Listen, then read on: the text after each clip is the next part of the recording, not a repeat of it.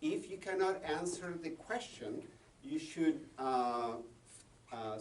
write in there, I am having problems answering this question, instead of typing an answer, all right? If you write that, you will get credit for the homework, because it's just great for completion, all right? But, and then we can talk about what the problem is. And try to put a sentence or two about what's confusing about explain what the problem is. And that'll totally count for completion. All right. Full credit. So, the other workhorse of study of cell biology, of proteins in cell biology, is going to be the use of antibodies. So I wanted to go a little bit into the basic concept of what the antibody is and how we use them to study proteins in cells. And then next class, we're going to start digging into actual experimental use of antibodies, all right? So all vertebrates have an immune system with immune cells that can produce antibodies. So chickens do it, and of course mammals do it quite a bit, right? So what we do when we get a vaccine or just get exposed to any kind of foreign substance or organism is that that's going to be taken by immune cells, and the immune cells are going to produce a protein or a variety of proteins that are going to be able to bind to that thing, that organism, that protein that invaded the blood circulation of the animal. So the antibodies that we're going to be using have a Y shape like this, that are made of 4 polypeptides. 2 of them are identical and they are very large, and 2 are also identical to each other and are very small. So the large one we call the heavy chain because it's big and heavy. The small one we call them the light chains because they're light and small. Right? They combine together to form 2 binding sites per antibody. And these are the circulating antibodies that you have right now in your bloodstream. You have circulating antibodies to a whole variety of different types of things that you have been exposed to. The amazing thing about the process of the formation of the antibodies is that every molecule of antibody binds to only one spot, to the exact same thing. All right? So you have in your blood circulating antibodies that are probably somewhere in the order of 100,000 different types of antibodies. Each of those can recognize one different thing from all the other ones. And that's what we call the antigen binding site, the portion of the antibody that binds, recognizes, and specifically binds its target. And its target we're going to call the antigen. So antigen is the thing that is bound, and the antigen binding site is the part of the antibody that will bind to the antigen. Right? Cool?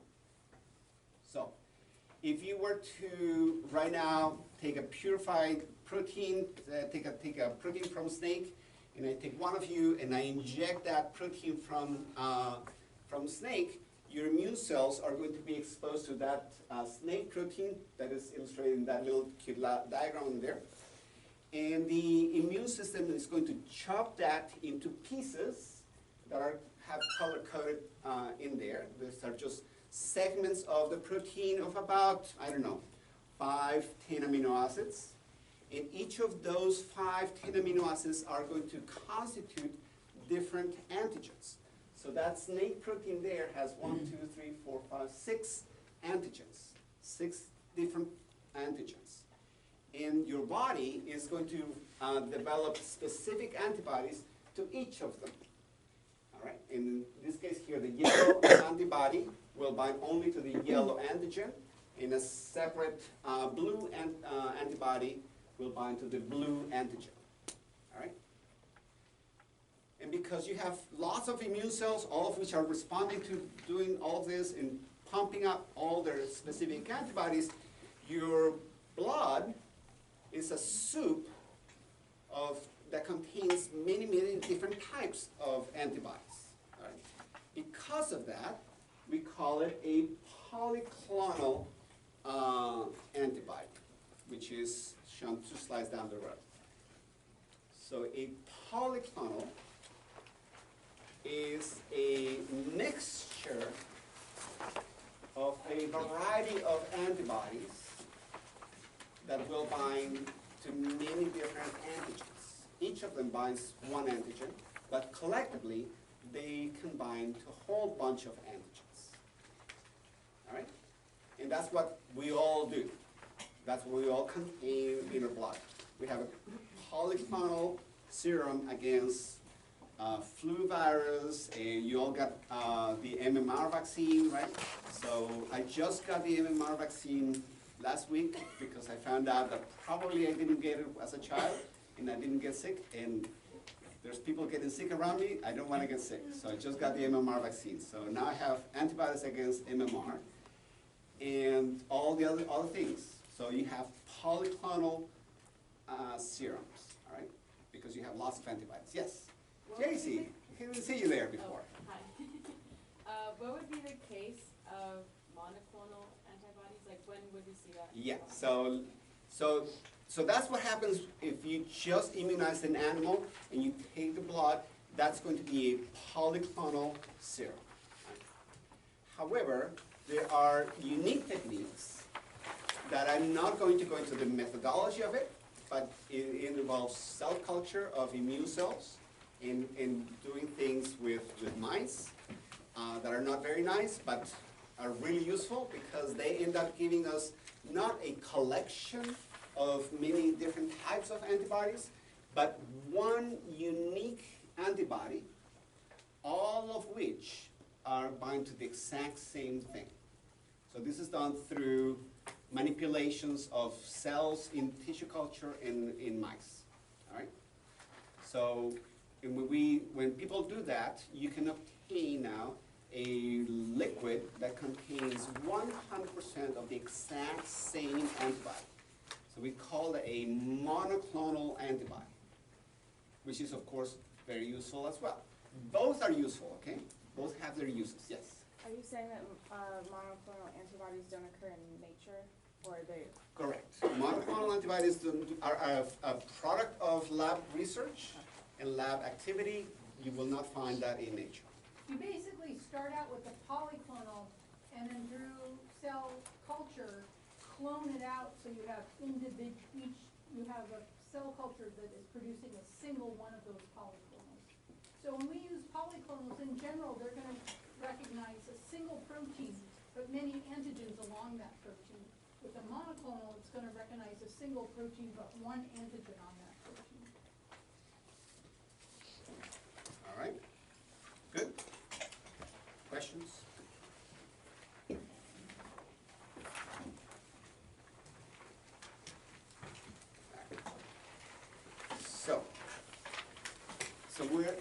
So antibodies, what are antibodies doing? Antibodies are binding to their target. One important comment, how is that binding occurring? What does it mean to bind? How is that accomplished?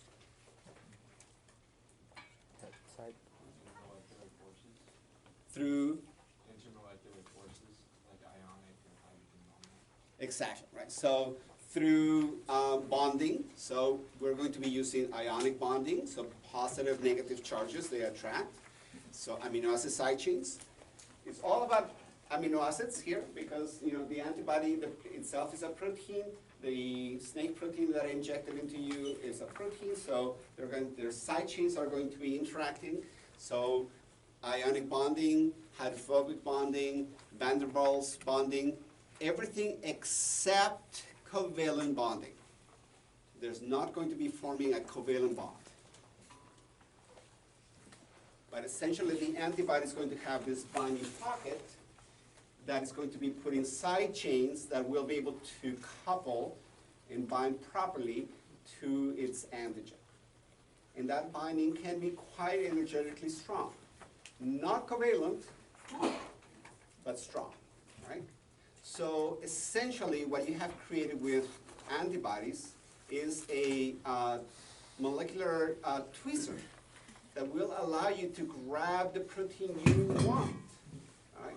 So you can use an antibody to reach into a soup and grab the protein you want, or you can go into a gel and say, okay, where is my protein in this gel? And the antibody will find it and bind to it. So antibodies are wonderful molecular grabbers for proteins. All right? So we can use them in a variety of ways. We're going to be using them in a variety of ways. This more straightforward way of using antibodies is in a Western blot, where we're going to combine a polyacrylamide gel electrophoresis followed by incubation with antibodies. So up there, in the middle, we have run a gel, right, like normal. And we could stain it to see all the proteins, but maybe that's not what I want to know. Maybe I don't want to look at all the proteins. I want to look at how much of a specific protein there is. So for example, let me just go back to this gel here. Maybe there's a protein I'm interested that is a minor protein component somewhere in there or somewhere in there. And if I stain it with just a dye, it's going to be all messy and obscure, and I cannot see my protein that I want to see, if it's there and how much there is. Right? So instead of using the stain, I'm going to use antibodies to pop my protein out, to make it visible to me. So I will take the gel, and then I'm going to transfer the proteins from the gel onto a membrane, kind of like a piece of paper that is able to absorb the proteins on its surface. So instead of having the proteins embedded in a thick gel that is going to be three-dimensional and not easily accessible to me, I'm going to transfer the proteins onto the surface of a membrane. In other proteins, and how am I going to do that? I'm going to put current, again, move them out of the gel like this, push them through with current. And other proteins are going to be right here on the surface of the paper to me. And we call it a membrane, all right? And readily accessible for me. Right? So I can put this in an incubator tray, and I can put a solution with my antibody, polyclonal or monoclonal antibody. Right? If I want to bind only one spot, I add a monoclonal. If I don't care where to bind many spots, I add a polyclonal. All right. Incubate it, and the antibodies are floating around. They cannot swim. They're just going to be floating around. And if they happen to fall where there's a protein that they can bind, their antigen, they will stay stuck in there. All the other places where there's no protein to bind, they will not get bound and they will float away. I can rinse everything, remove all the excess, and then I can ask, where is my antibody? All right. Now, I told you proteins are transparent, so antibodies are transparent. So that didn't help, did it? So if I'm adding a transparent antibody to my transparent protein, where is either of them? I don't know. So I have to have some method to make my antibody visible to me. Right? And this is just chemical tricks. Right? I could use, for example, an antibody that was made radioactive. So I could ask, where is the reactivity? But that's hard and that's expensive and kind of scary because you're working with radioactivity. So let's save that for another time. We can use chemical means to make the antibody visible. And this is where a really common trick comes in hand, which is to, once your specific antibody has been bound, you can go to the store and buy an antibody made in a different animal that will bind to the antibody of the animal that you made your original antibodies. So we're going to call them the primary antibody.